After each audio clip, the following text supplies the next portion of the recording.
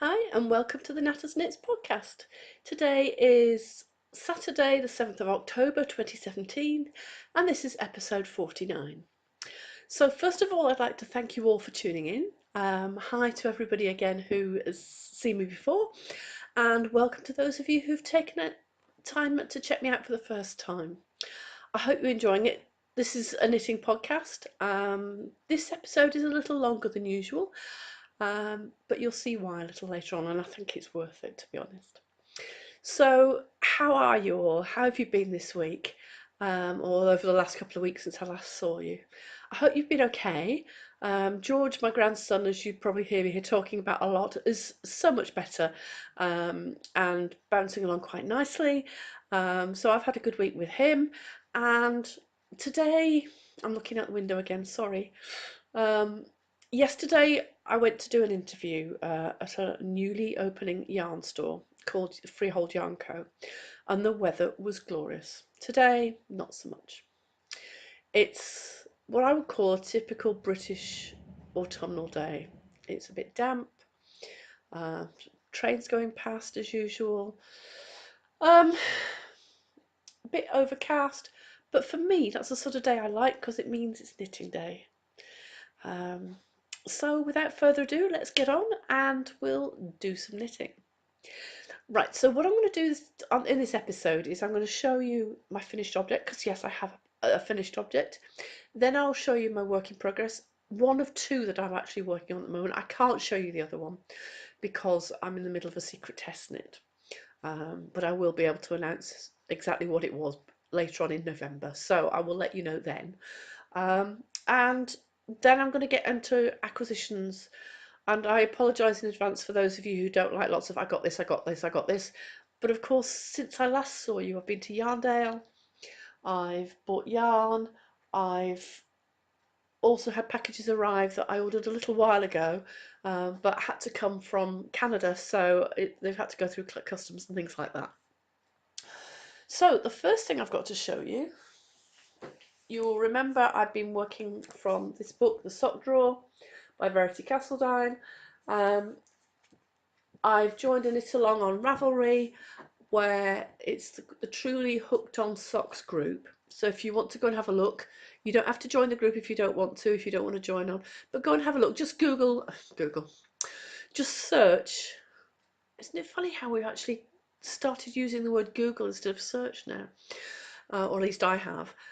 So search on Ravelry for Truly Hooked on Socks and the group will come up. Basically what we're doing is every month we're knitting a new pair of socks. So for me it's quite a discipline because I, as you know, tend to sort of along and whatever. But you've got a month, if you want to be in for prizes anyway, you have to be in the time of the month. So I've got the sock drawer book. We started off last month by doing a pair of socks called Arwen, when I can find them. They're supposed to look like that. Gorgeous socks. Now you notice I said supposed to, and that's because my finished object doesn't quite look like the pictures. These are my socks.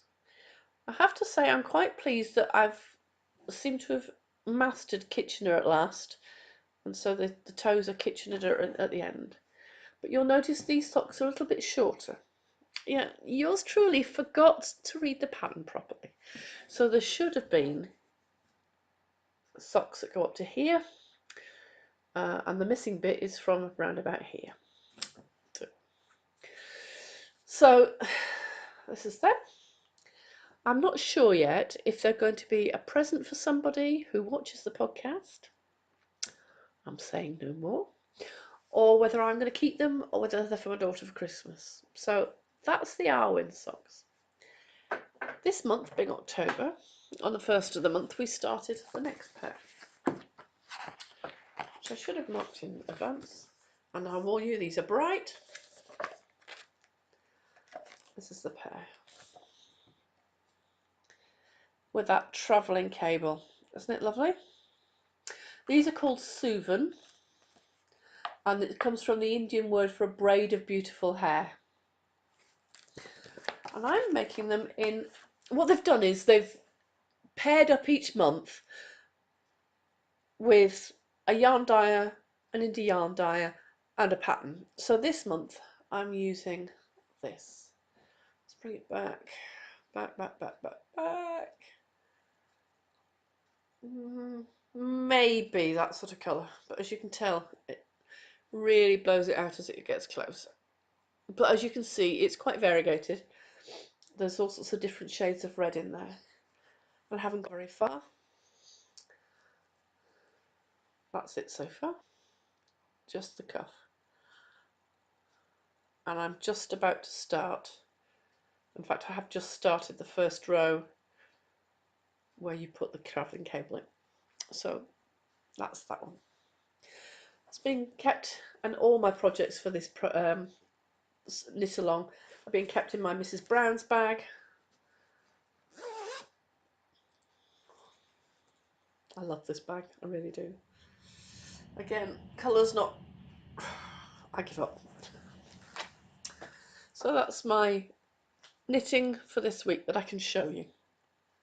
So I'm going to very quickly move on to acquisitions, because I'm aware of the fact that I'm going to insert some video later on that actually there's a lot more. There's a lot more, and it's not just me talking. So Yarndale, as you know, I went to Yarndale and I bought a few things. Because I've been really interested in the Selbu Mittens Club, I have been looking at what I call more rustic yarns, things that aren't quite so soft and oh my god sort of feeling to them. The first one I've come across is this one, which is Blacker Yarns Classic British Wool in DK. So green, again the colour's not right on screen. No, nowhere near. I don't know if I put it next to another green, will that do the trick? No, it's more of an olivey green. The colour name is forest green actually. It's woolen spun, so it should be more bouncy, and it is. Apologies. The next one I've bought, I'm obviously about the green at the moment, is Peer Gynt. Sandnes yarn, or Sandnes yarn. And this is the colour 8543. Now this I got from, I think they're called SDK in Chester. But as you will see, coming up in my review of the yarn store that I went to visit yesterday, I have found a new source of yarns that I'll be able to use. I'm not going to tell you any more just yet. You have to wait a little bit later to see that. I'm definitely about the greens, because another one I've acquired, and I can't remember how at the moment, but I think I bought this at Yarndale as well, is this one, which is an olive green, so the colours are definitely blown out today. And this is by tallyarns.co.uk. It's their Trinity Twist, which is a BFL nylon mix, and there's a bit of silk in there as well. 70-20, 10 for the nylon. And it's called Seaweed. And it's definitely an olive green. It's not this horrible washed out colour that it seems on there. It is a really beautiful, beautiful green. And another one, I just thought, you know, I want to try and support small indie dyers. So this is this one. Now this is not coming up true to colour in any way, shape or form. This is Welsh wool. Also says on it Cambrian Fach, which I believe is Welsh White Mountain. And it's from a company called Wriggle Fingers, with a very controversial snapline there, Better Living Through Dying. We're not going to get into that one. But they're www.wrigglefingers.etsy.com. This is really, really soft. And I don't know why I've always had this impression that yarns that are from Wales are more rugged like this, when in fact this one, as you can see, is much smoother, softer, loftier, but it also has a little bit more of a halo. So it's going to be interesting to knit with those. I have one more yarn that I have bought recently, and I think this one again may have been from SDK, but I'm not sure. This is Danish. It's a deeper red than that. It's a bit more accurate. And this is Shetland Zooled, 100% Shetland Zooled, 100 grams is 450 metres, so there's a really good meterage on this one. BC yarn. And again, it's quite a crunchy sort of yarn, so I'm going to have to get on with my colour work, aren't I? Once I finish a few things that I've got promised that to people. Okay, the next thing I want to show you isn't yarn, but it's something that I bought because I've been watching the Espace Co podcast run by the two lovely ladies who own Espace Co in Canada. One of the things I found particularly difficult, especially when I was knitting these socks, is following a pattern. Mainly because I don't follow very well on an iPad, which is where I keep a lot of my PDFs. And when I've been doing the socks out of this book, I found it extremely difficult to follow a pattern because all the words are written in a block like this. So what I've bought, because I was watching the Espace Co podcast, they were talking again, and they have talked about it in the past, was what they call their pattern holder. And it's this. It's enormous. It's bigger than A4 size. I would say it's an A3 size. And as you can tell, I'm not very good at getting the placement with the camera very well. And this is metal. Very durable. A little bit sharp on the edges, so you have to be careful. And these are magnetic strips. It's got a little ledge on it, which you can just about see there. And it's made by Loran. Fantastic for putting your pattern on. And not only have you got the excuse me, one strip. Oh dear. But there are all sorts of different size strips.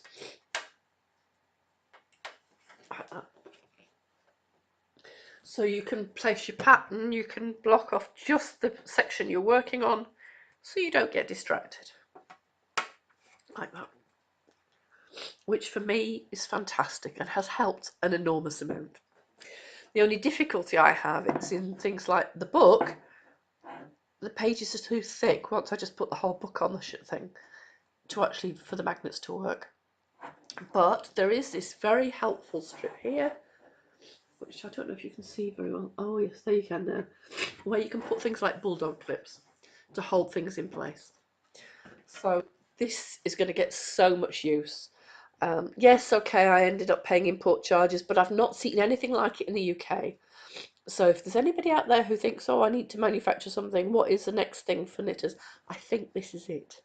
We could really do with something like this in the UK because, to be honest, paying a lot of money for import charges and postage, I think I must have spent the best part of £20 or £30 just on import charges and postage. We need one in the UK. Okay, quick sip of tea. And of course, it's my sheepy mug. My apologies. My allergies kicking in again. Now, I want to show you this next. You may remember I've talked about joining in things like Fibre Share, which is a program where you, through Instagram, how can I explain it?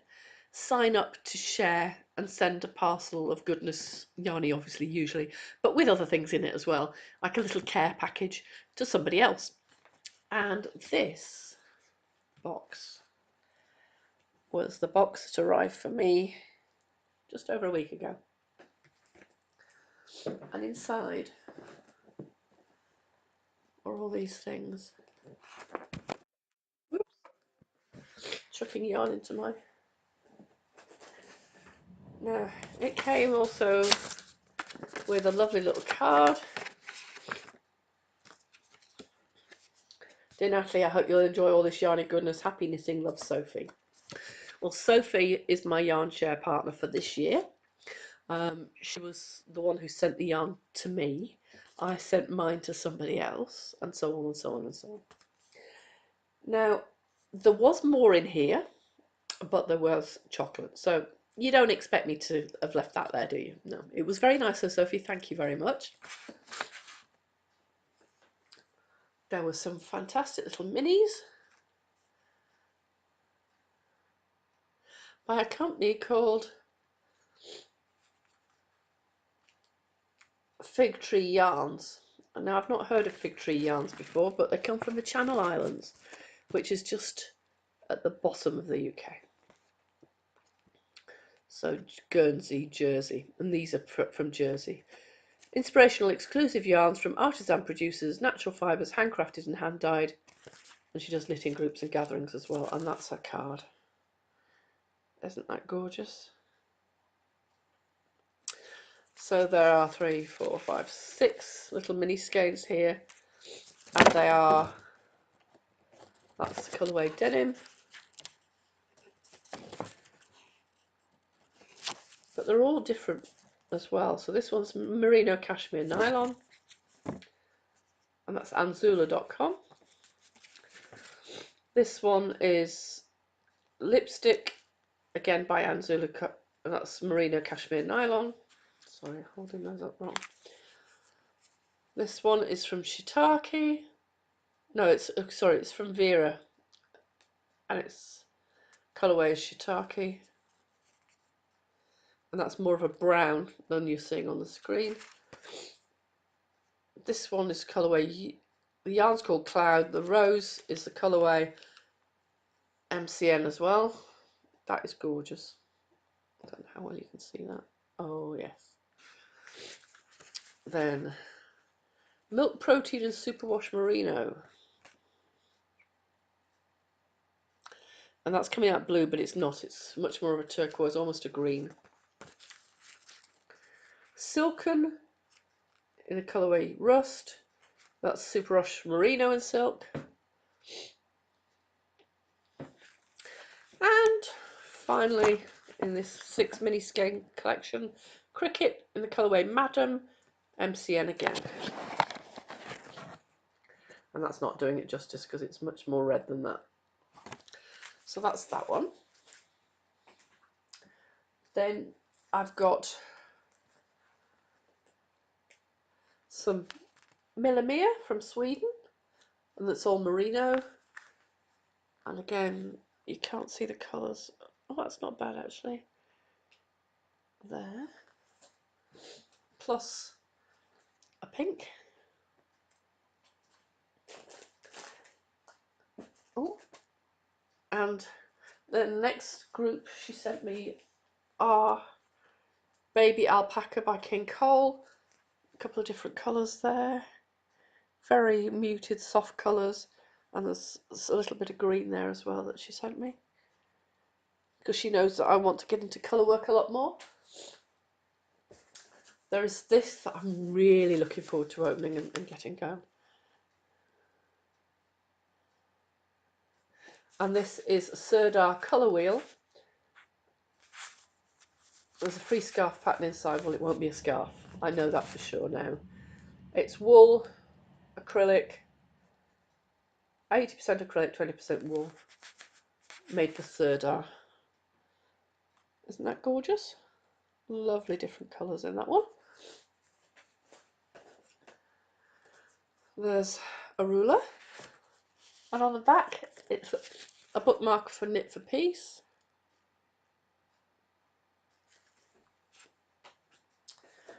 There's some lovely luxury soap made in Portugal, Freesia and Pear. Now, I'm just going to show you the box. The contents aren't there anymore, but some stitch markers. Addie loves stitch markers. I do like Addie products. A lovely lavender bag.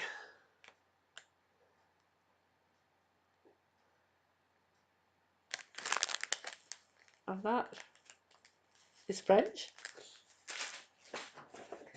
And then there's also a kit. Love Your Yarn kit. So there's some. I don't know about abroad, but here in the UK we get these sorts of things on the front of our yarn magazines on a regular basis. They are to entice us to buy the magazines in the first place, and a lot of people do like them. These are quite good because, well, if you want to do colour work, there's, small. Let's open it up and I'll show you. Let's see what I mean. You get in the kit lots of different colours. So all the colours of the yarn that you need, they're usually, more often than not wool. They are acrylic. However, there is enough there to knit at least one of the projects on the front. And if you have the magazine as well, and she has sent to me the pattern to do this. So I'm sure George would love a little reindeer or a little, excuse me, Father Christmas. If anybody wants any of these, not this one, because obviously this is one that's been sent to me, but if anybody is interested in having any of these packs, I have at least one crate full of these with the patterns, and I'm quite happy to send them to you. So I will open up a thread on the Ravelry group, and that's the Knatters Knits Ravelry group, and I will, if you want some, just let me know, and then go over and send me a private message and send me your address, and I'll put one in the post to you. Okay. It is on a first come first serve basis because obviously I may not have enough for all the people that are watching. Now that would be nice. Then I get rid of them all. Now don't get me wrong, it's not that I don't like them. I'm just not a great big squishy, stuffy sort of person who likes to make those sorts of things. So that's all the things that I've been doing that I wanted to show you. But the main reason that I've done this podcast this week is to show you a little insight into the new shop in Lancaster, and that's Lancaster, UK. It's in the north of England, and the lady Amy who runs the new business. So I'm going to leave you now to her. I hope you have a fantastic week. Do please go if you can, if you're in the UK and you can go and see her shop, do. Because I was absolutely tickled and delighted by the space. It's beautiful, it's light, it's airy, and she's going to be doing workshops, and there's going to be a knit night on a Thursday, and oh, there's so much to tell you. I'm going to leave it to the interview that I'm going to do with Amy now. So I hope you have a great week, and I shall be back really soon. Thanks ever so much for taking the time to watch me, and please do subscribe down below, or leave me a comment. I love to see comments from you, and although I don't necessarily always get to do it straight away, I do appreciate and I do read everything. So thanks ever so much again. Take care now. Bye bye.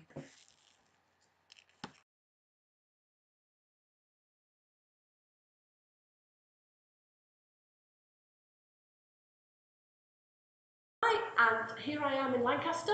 I'm at Freehold Yarn Co, and this is upstairs. We've come up here because it's nice and light and bright, and I'm really excited because we're actually going to eventually get to have workshops and things up here. As you've probably gathered, I'm already bought into this place and I haven't even shopped here yet.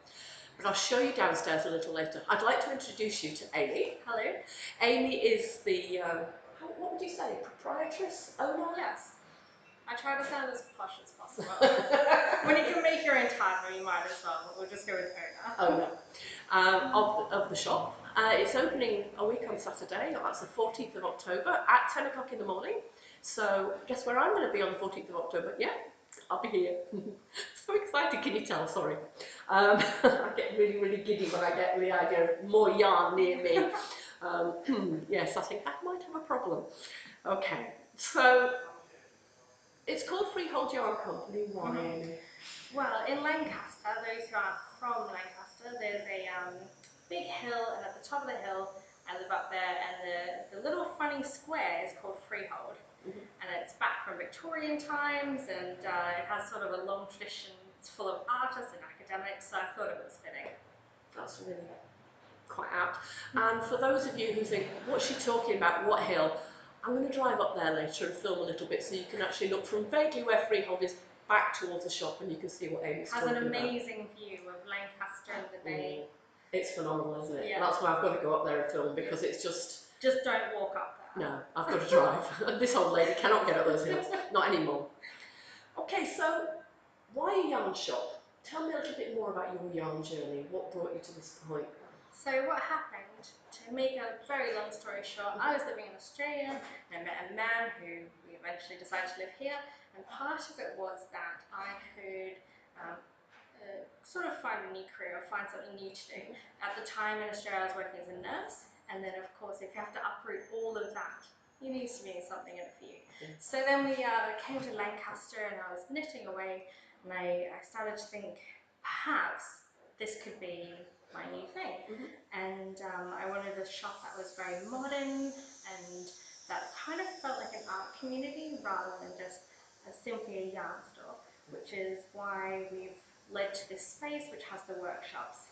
It's an amazing space. We're sat in a room which you can overlook down to the shop, and you can also look up and there's beams. For those of you who don't live in the UK, we have beams, good old-fashioned beams.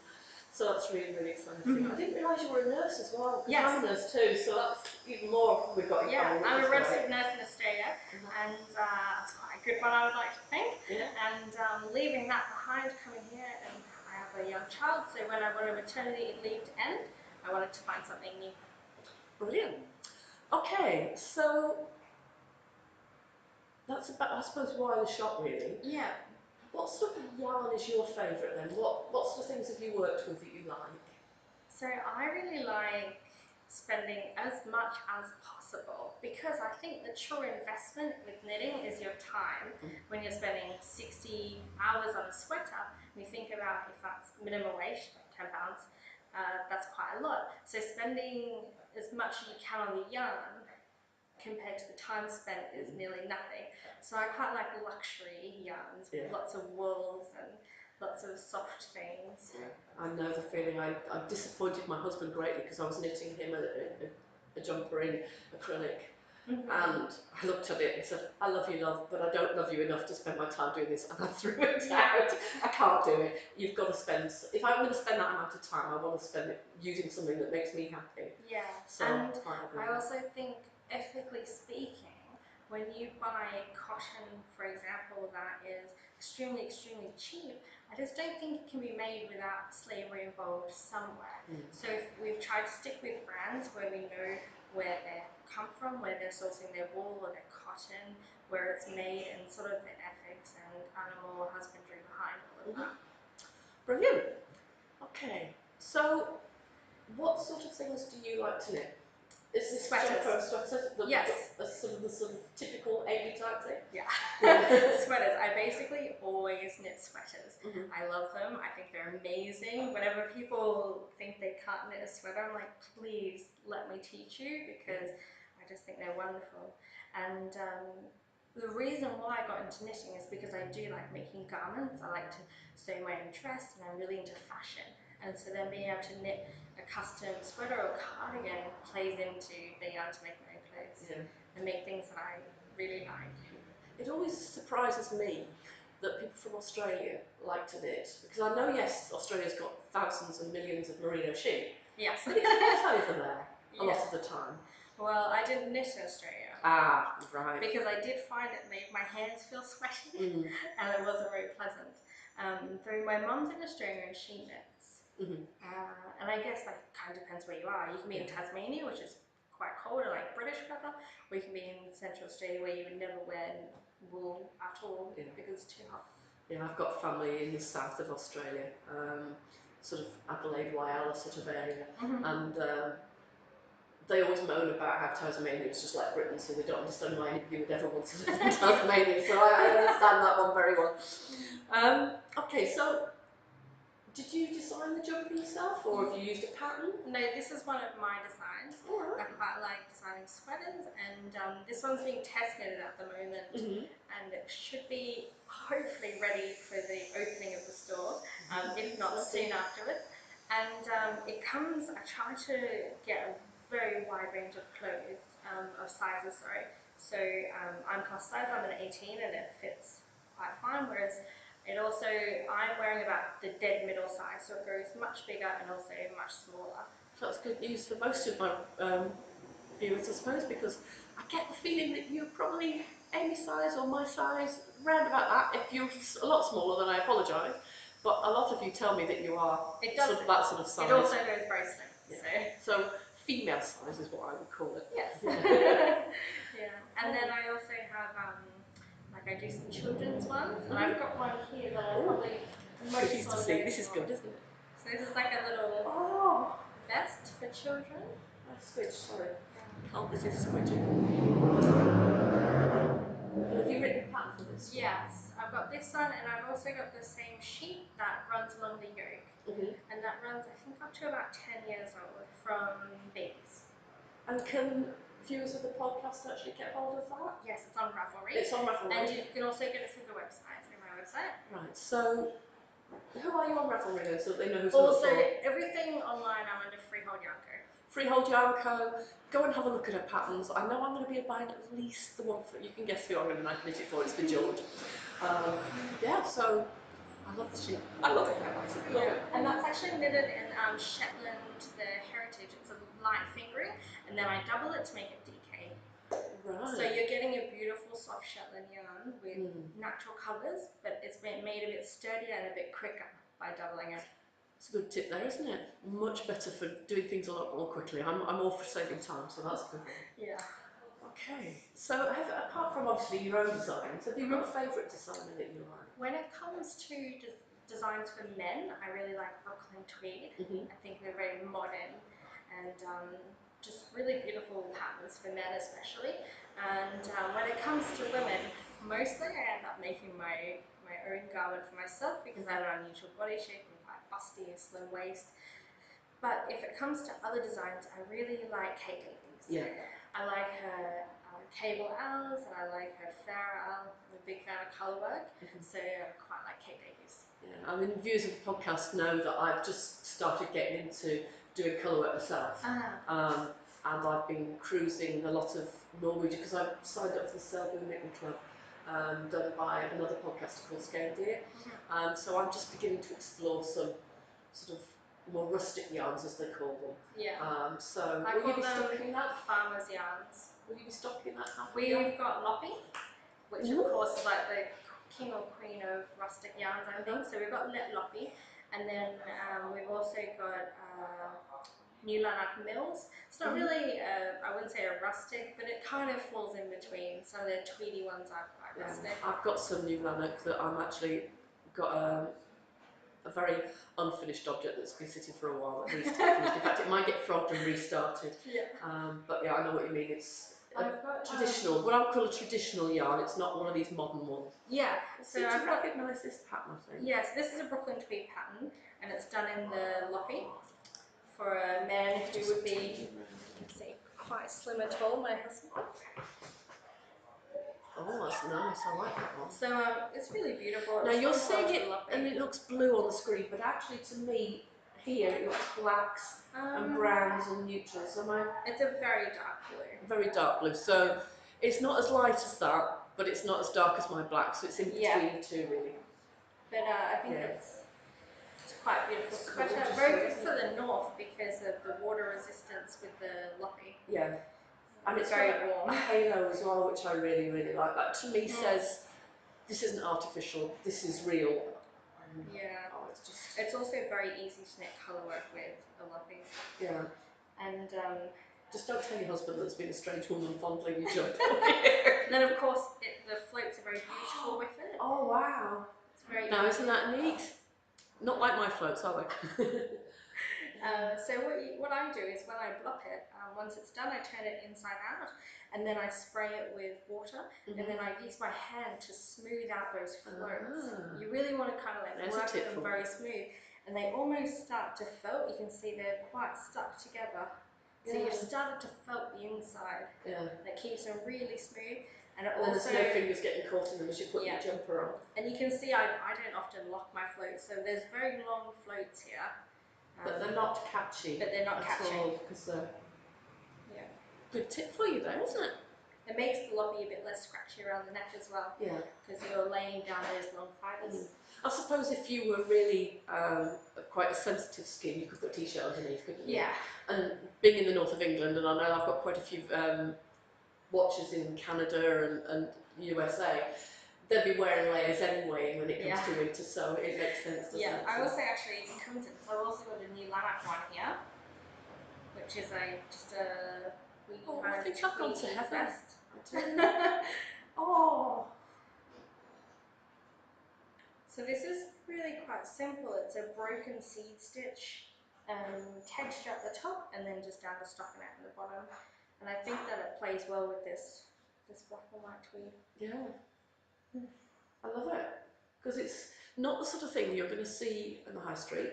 It's not the sort of thing, but it is modern looking. It's not of what I call frumpy 1950s. My gran would have dressed me in tight jumps.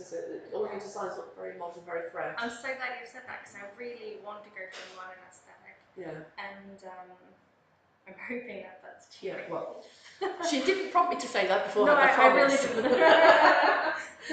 Oh, right. So, you've told me that you like to knit mainly jumpers. Mm-hmm. Is there anything else that you really love to knit? If you were to spoil yourself, indulge yourself, maybe desert island knitting, what would you take and what would you do? Sweaters. There's no getting away from it, is it? She's a sweater girl. I would take a fingering weight. Mm-hmm. That's my preference. Because I think you can get lots of detail, lots of fine work with your colour work and lots of fine textures. So I would take a fingering weight. Plus I'm on a desert island, I've got lots of time. And I would perhaps knit a Shetland Island hat.